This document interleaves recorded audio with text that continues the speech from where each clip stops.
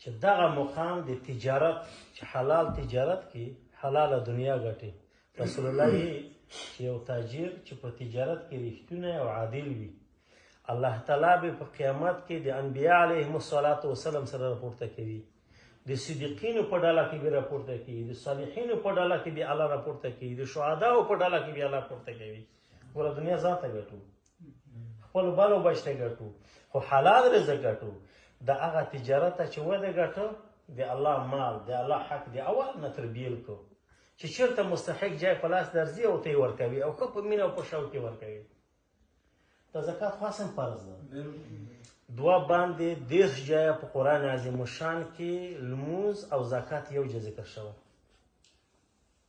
کوم چا باندې زکات فرض وي لمونځ کې زکات نه ورکوي، لمونځ یې نه کېږي، د الله په نزد قبول نه ده. ځکه زه تا ته 2 خبرې وکړم، یوه خبر منې بله نه منې، نو زه به خوشحاله شم.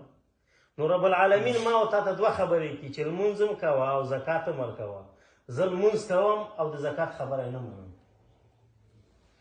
نو دنیا دارالامتحان ده. الله تعالی دې موږ ته توفیق راکړي، ښه حلال رزق وګټئ، ښه دنیا وګټئ. په دنیا کې بد نشته، خو 15 وخت